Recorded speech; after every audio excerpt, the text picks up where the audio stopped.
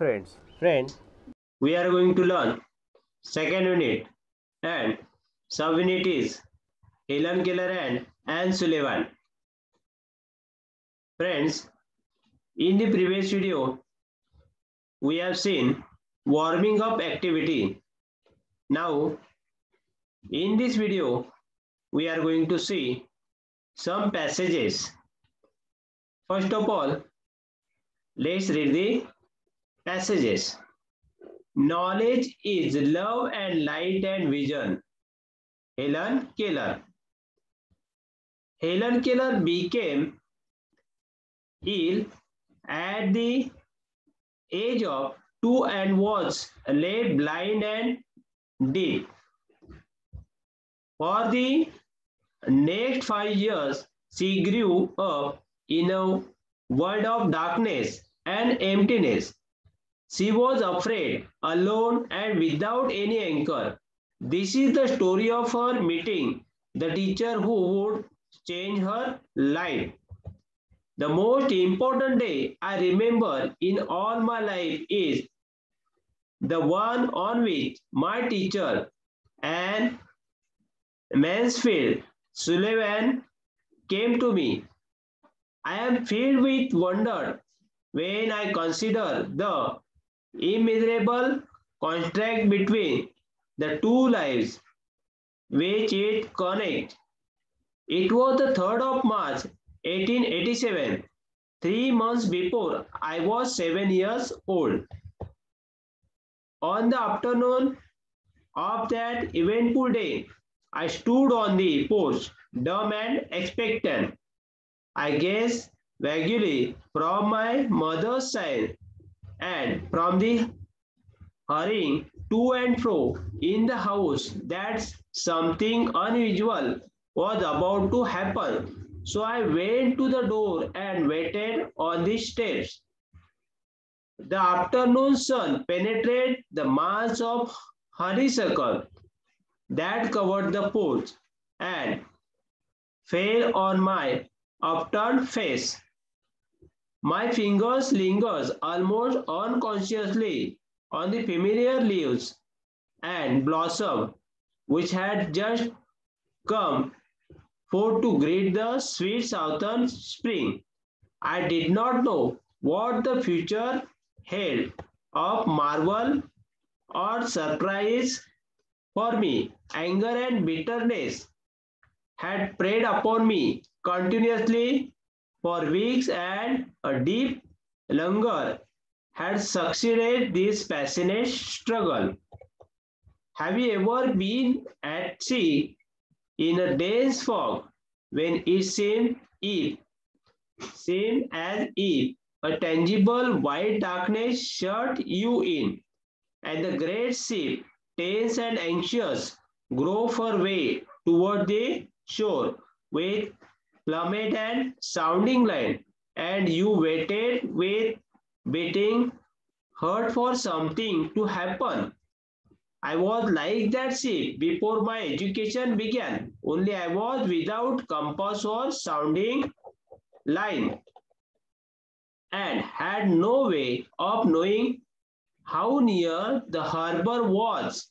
Light, give me light, was the wordless cry of my soul, and the light of love shone on me in that very hour. I felt approaching footsteps. I stretched out my hand as I supposed it was my mother. Someone took it, and I was caught up and held close in the arms of her who had come to reveal all things to me, and more than all things else, to love me. Now let's see new words and meaning of these passages. बघा मित्रांनो, आपण एवढं वाचलेलं आहे. आता आपण यातील काही नवीन शब्द आहेत ते पाहणार आहोत. त्याचबरोबर या पॅसेजचा अर्थ सुद्धा आपण या ठिकाणी पाहणार आहोत. तर बघा या ठिकाणी हेलन केलर अँड ॲन सुलेव्हन याविषयी हा धडा आहे. तर बघा सुरुवातीला म्हटलेलं आहे knowledge is love and light and vision. म्हणजे ज्ञान म्हणजे काय आहे, प्रेम आहे, प्रकाश आहे आणि दृष्टी सुद्धा आहे, असं हेलन केलर यांनी म्हटलेलं आहे. बघा म्हणजे ज्ञान खूप महत्वाचं आहे. Helen Keller become ill at the age of 2 and was left blind and deaf. आता या ठिकाणी काय म्हटलेलं आहे, हेलन केलर 2 वर्षाची असताना आजारी पडली आणि त्या आजारातून ती काय झाली, बरी झाली. ती अंध आणि बधीर होऊनच. Helen Keller became ill at the age of 2 and was left blind and deaf. म्हणजे आजारी पडली आणि नंतर ती काय झाली, अंध आणि बधीर झाली. For the next 5 years she grew up in a world of darkness and emptiness. बघा काय झालं, पुढची 5 वर्ष अंधार आणि रिकामपणाच्या जगातच ती वाढली. She was afraid alone and without any anchor. आता या ठिकाणी अँकर शब्द आहे बघा, अँकर. अँकर म्हणजे काय, आधाराशिवायने अँकर आहे म्हणजे आधार देणारी व्यक्ती किंवा मदत करणारी व्यक्ती. She was afraid alone, की ती काय होती, एकटीच होती.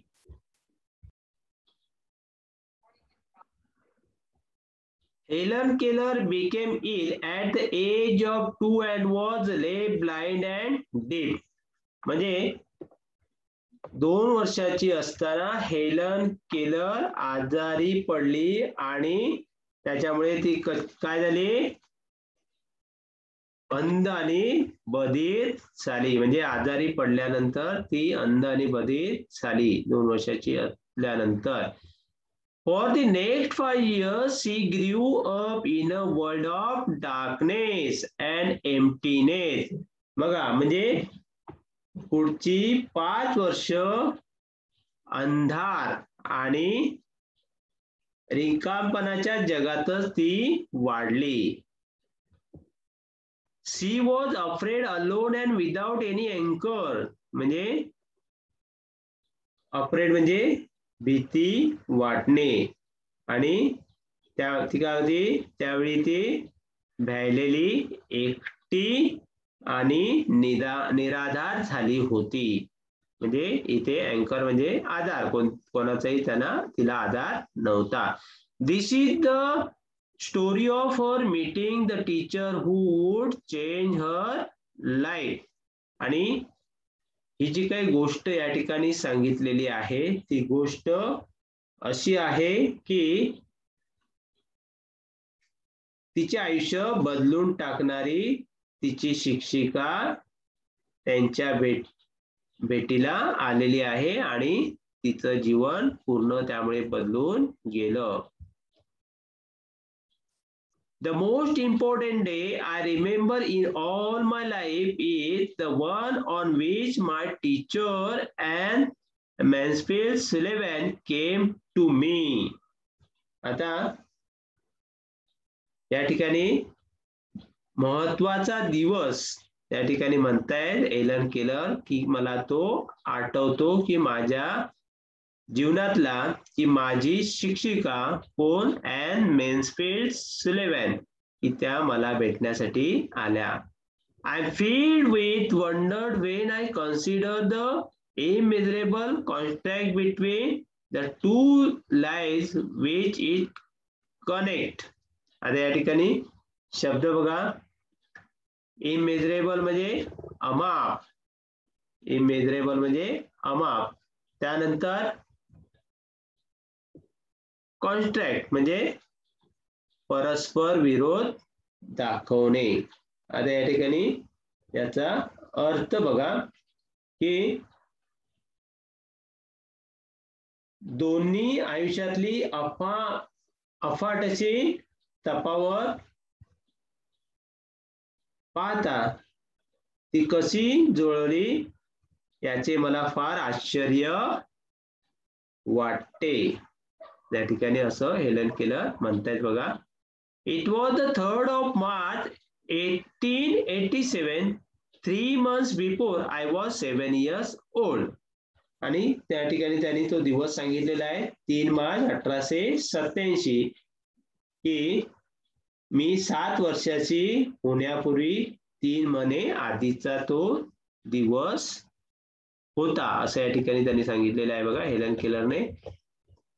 On the afternoon of that eventful day, I stood on the porch, dumb and expectant. आता कोणता दिवस सांगितलेला आहे बघा. हा दिवस सांगितलेला आहे ऑन द आफ्टरनून, म्हणजे हा जो काही प्रसंग घडला त्या दिवशीची दुपारची वेळ या ठिकाणी त्यांनी सांगितलेले आहे बघा. On the afternoon of that eventful day I stood on the porch डम अँड एक्सपेक्टंट. त्या ठिकाणी म्हटलेले आहे की त्या या ठिकाणी पोर्च म्हणजे ओसरी आणि डम म्हणजे मुकेपणाने, डम म्हणजे मुकेपणाने, एक्सपेक्टंट अपेक्षा करणारा म्हणजे या ठिकाणी अपेक्षित बघा. म्हणजे त्या पोर्च मध्ये मी निशब्दपणे आणि काहीशा अपेक्षेने उभी होती. I gazed vaguely from my mother's side and from the hurrying to and fro in the house that something unusual was about to happen. So I went to the door and waited on the steps. आता या ठिकाणी शब्द बघा. वॅग्युली म्हणजे अस्पष्टपणे, वॅग्युली म्हणजे अस्पष्टपणे. त्यानंतर पुढचा शब्द आहे बघा अनयुज्युअल. अनयुज्युअल म्हणजे नेहमीपेक्षा, नेहमीपेक्षा. आता या ठिकाणी अर्थ बघा काय सांगितलेले आहे. आईच्या खानाखुणा आणि आईची चाललेली त्यावेळीची घाई. घरात इकडे तिकडे ती काय करत होती, फिरत होती. टू अँड फ्रो म्हणजे इकडे तिकडे फिरणे. यावरून नेहमीपेक्षा काही वेगळे घडणार आहे असा मला अस्पष्ट अंदाज आला. असं या ठिकाणी सांगितलेलं आहे बघा. The afternoon sun penetrated the mass of honeysuckle that covered the porch and fell on my upturned face. आता या ठिकाणी शब्द बघा पेनिट्रेट, PENETRATED, पेनिट्रेट म्हणजे आत शिरणे. त्यानंतर पुढचा शब्द आहे हनीसकल. हनीसकल म्हणजे मधुमालती, म्हणजे एक काय आहे वेल आहे हनीसकल. या ठिकाणी बघा दाखवलेले आहे honeysuckle. That cover the porch. त्यानंतर अपटर्न फेस. पुढचा शब्द आहे अपटर्न फेस म्हणजे चेहऱ्यावरील तेजी. अपटर्न फेस म्हणजे चेहऱ्यावरील तेजी. आता अर्थ बघा या ठिकाणी की तिला अंदाज आला आज काहीतरी वेगळं घडणार आहे आणि म्हणून मी काय गेले, कुठे गेले सांगितलेले आहे, त्या दरवाजाकडे गेली हे सांगितल्यानंतर पुढे बघा दुपारचे ऊन हनीसकल वेलींच्या किंवा मधुमालती वेलीच्या जाळ्यांमधून आत शिरले होते आणि त्या ठिकाणी हेलन केलर म्हणतात माझ्या उजळलेल्या चेहऱ्यावर पडत होते. My fingers lingered almost unconsciously on the familiar leaves and blossom which had just come forth to greet the sweet southern spring. त्या ठिकाणी शब्द बघा, लिंगड. लिंगड म्हणजे रेंगाळले. लिंगड म्हणजे रेंगाळले. त्यानंतर अनकॉन्शियसली म्हणजे न कळत. अनकॉन्शियसली म्हणजे न कळत. Next familiar. फॅमिलियर म्हणजे परिचित. त्यानंतर ब्लॉसम. ब्लॉसम म्हणजे मोहर. ब्लॉसम म्हणजे मोहर. त्यानंतर फोर्थ. फोर्थ म्हणजे पुढे. फोर्थ म्हणजे पुढे. आता अर्थ बघा, दक्षिणेकडील गोड वसंतांचे स्वागत करण्यासाठी नुकत्याच उमललेल्या पानावर आणि त्याला काय होता, मोहर होता, ही माझी बोटे त्याच्यावरती अजानपणे रेंगाळत होती. पुढे बघा, I did not know what the future held or marvel or surprise for me. आता या ठिकाणी शब्द बघा, मार्वल. मार्वल म्हणजे नवल. आता याचा अर्थ बघा, माझ्या भविष्यात कोणते नवल किंवा आश्चर्य दडलेले आहे हे मला ठाऊक नव्हते. Anger and bitterness had preyed upon me continually for weeks, and a deep languor had succeeded this passionate struggle. आता या ठिकाणी शब्द बघा, बिटरनेस म्हणजे कडवटपणा. त्यानंतर प्रेड म्हणजे प्रार्थना केली. त्यानंतर पुढचा शब्द बघा, लंगर म्हणजे शारीरिक मानसिक दुर्बलता.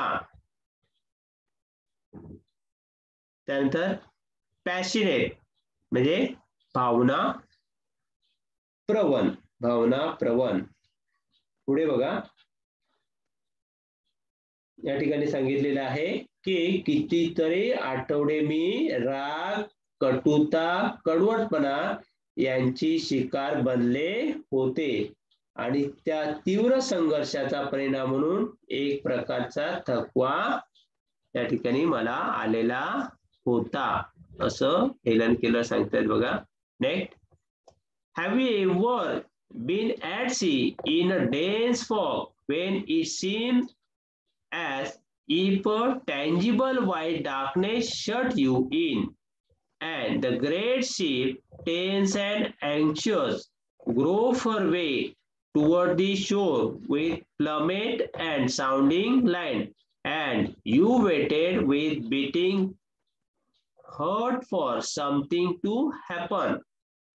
आता या ठिकाणी शब्द बघा, टँजिबल. कोणता शब्द आहे, टँजिबल म्हणजे मूर्त. टँजिबल म्हणजे मूर्त. आता अर्थ बघा या ठिकाणी की हेलेन केलर म्हणताय बघा, तुम्ही कधी समुद्रावर दाट धुक्यात गेला आहात का? असं वाटतं जणू त्या स्पर्श करता येतील अशा वाटणाऱ्या शुभ्र सफेद अंधाराने तुम्हाला आत बंदिस्त करून ठेवले आहे आणि एखादे मोठे जहाज तणावपूर्ण आणि अस्वस्थ ओळंब्याच्या सरळ रेषेत किनाऱ्यासाठी चाचपडत आहे आणि धडधडत्या हृदयाने काहीतरी घडण्याची तुम्ही वाट पाहत आहात. तर पुढे बघा, I was like that ship before my education began. Only I was without compass or sounding line and had no way of knowing how near the harbor was. पुढे बघा की म्हटलेले आहे माझे शिक्षण सुरू होण्यापूर्वी मी त्या जहाजासारखी होते. म्हणजे माझी अवस्था त्या जहाजासारखी होती. फक्त माझ्याजवळ ओळंब्याने पाण्याची समपातळी किंवा खोली मोजता येण्यासारखी रेषा नव्हती आणि बंदर किती जवळ आहे हे समजण्याचा मार्ग नव्हता. Light give me light was the wordless cry of my soul, and the light of love shone on me in that very hour. पुढे बघा काय म्हटलेले आहे या ठिकाणी वर्डलेस म्हणजे निशब्द किंवा शब्द नसणे. बघा या ठिकाणी म्हटलंय प्रकाश, मला प्रकाश द्या. तो माझ्या हृदयाचा निशब्द टाहो होता आणि त्याच वेळी तो प्रेमाचा प्रकाश मला सापडला, गवसला. Next. I felt approaching footsteps. I stretched out my hand as I suppose it was my mother. Someone took it and I was caught up and held close in the arms of her who had come to reveal all things to me and more than all things else to love me. त्या ठिकाणी शब्द बघा रिवेल म्हणजे प्रकट करणे. कोणता शब्द? रिवेल म्हणजे प्रकट करणे. त्या ठिकाणी अर्थ बघा त्या असं म्हणतायत की माझ्या दिशेने येणारी पावले मला जाणवली.